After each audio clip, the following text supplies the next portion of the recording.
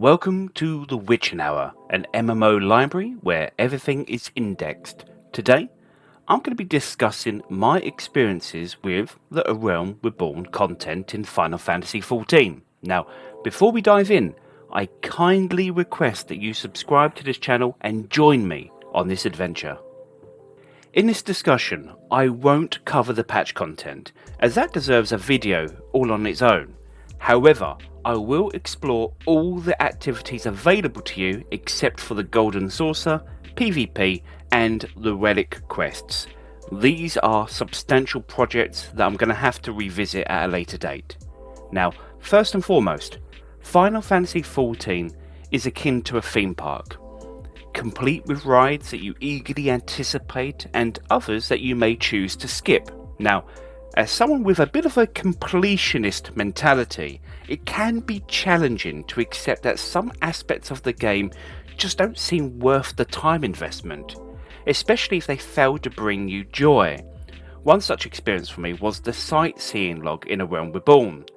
The requirement of specific weather conditions made it a bit of an arduous task, and due to my complicated work schedule, it took me ages just to get the last couple of entries. In my opinion, theme parks shouldn't feel like chores, and I believe that A Realm Reborn had a few unnecessary elements that didn't really contribute to the overall fun. In the future, I may revisit the main scenario quest. I've got all of the videos recorded and you can check that out as well, and I'd look to just really discuss how they could really streamline that content, because there are ways to make that journey feel a little bit more natural and a little bit more fun. Trials pose a significant issue in the game, particularly with the duty finder wait times, sometimes exceeding 30 minutes. Now, as the game restricts story progression until these trials are completed, they can cause frustration among players, myself included.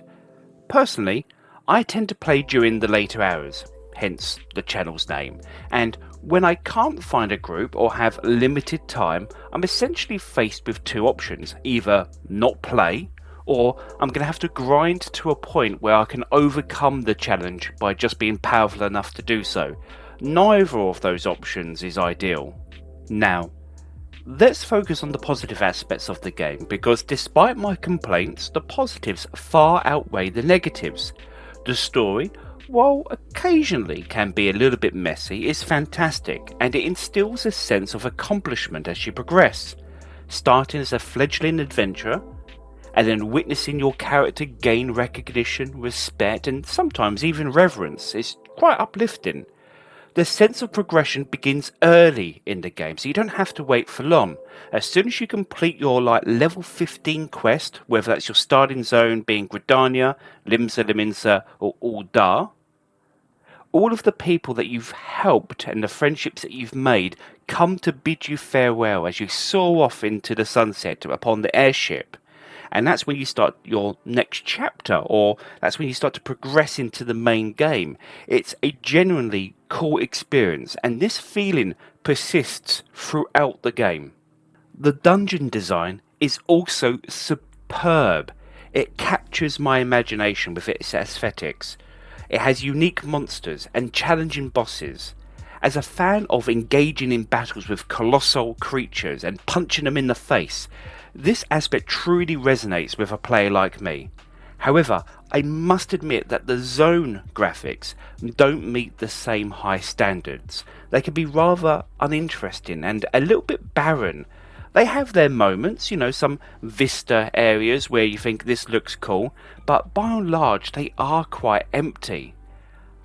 Nonetheless, I do understand that the game was initially developed with older console technology in mind. I believe it was the PS3 to begin with, but I am eager to see how they're going to improve the graphics as the game continues to evolve in the future. I have a genuine fondness of the game's characters and my interactions with them, whether it's the Scions or amusing individuals like Hildebrand.